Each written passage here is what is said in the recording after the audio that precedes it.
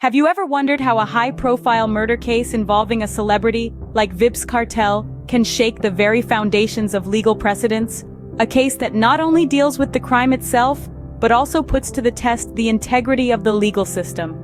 Today we take a closer look at the riveting appeal case of Vybz Kartel and his co-convicts. 10 years ago, Vybz Kartel, Sean Campbell, Kahira Jones, and Andre St. John were convicted for the murder of Clive Lizard Williams. Fast forward to today, the Privy Council in the United Kingdom, the highest court of appeal for Jamaica and many Commonwealth countries, is about to hand down its judgment. The appeal isn't about the crime itself, but rather the legal soundness of the trial process. The appeal revolves around three main questions. 1. Should the telecommunications evidence relied on by the prosecution have been excluded by the trial judge? 2. How should the judge have handled the allegations of attempts to bribe members of the jury during the trial?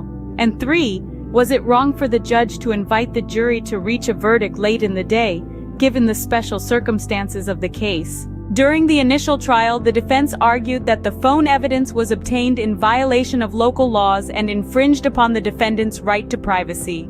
The judge, however, ruled that the evidence was admissible despite admitting it was compromised. The appeal panel now has the task of evaluating whether the inclusion of this evidence was legally flawed and if the conviction would have been reached without it. Secondly, the issue of jury tampering took center stage during the appeal. Allegations were made that a juror attempted to bribe others for a specific verdict. Despite this, the trial continued with the same jury.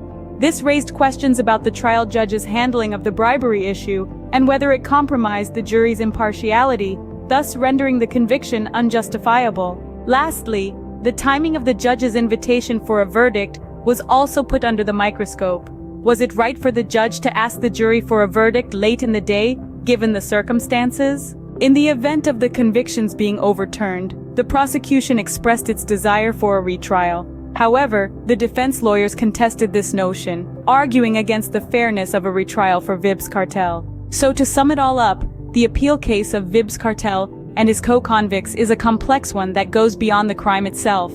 It raises critical questions about the legal system, handling of evidence, jury tampering, and the viability of a retrial. In a few hours, the Privy Council will hand down its judgment, and we can only wait and see how these unfolding events will shape the future of legal precedents.